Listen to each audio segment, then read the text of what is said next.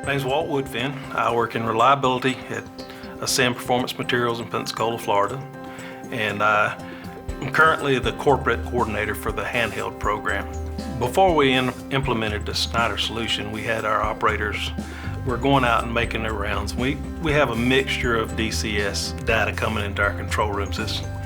So some things are documented in the DCS, some things are not, so they get a lot of field readings.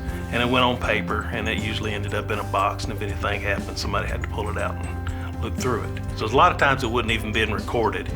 The data was just being looked at and verified that it was okay. And it may or may not have been. You didn't really have any kind of way of knowing that.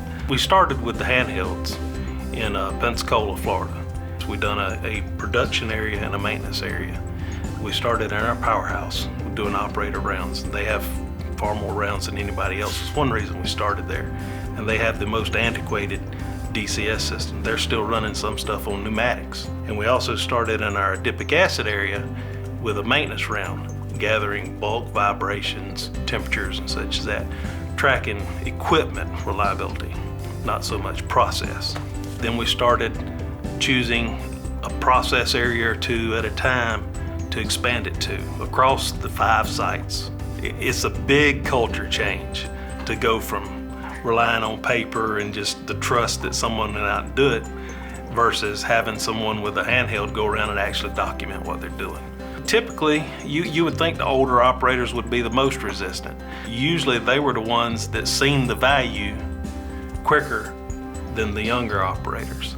And I guess that's just because they knew how difficult it was in the past. Once we got the bugs and all worked out there, scaling up to more units was fairly easy because we only done it a couple, 2, 3, 4 at a time, and we would pretty much just duplicate what we had already done. And we kept our same repository of templates to where everyone could use them. So things didn't stay strictly standardized, but they stayed close enough because you're not going to have the same thing across 2 different departments, much less 5 different plants. See, all the data that's gathered in the handheld, it's easy on a localized level to look at your data in Auditor Plus and in web reports for those that's intimately involved with it. But for others who are a little more disconnected from the process and more looking at the big picture, we can push the data from the Snyder handheld solution into our current historian and track it alongside with other data from our DCS. We also can push work order requests from the handheld into our SAP, which we use for our CMMS and everything else. And it works real good. From my perspective, the biggest benefit is just bringing things to light with the integration of the handheld and the intelligence reporting. We bring these little insignificant leaks and such to light that normally people would just walk by. And so that's just a little sting.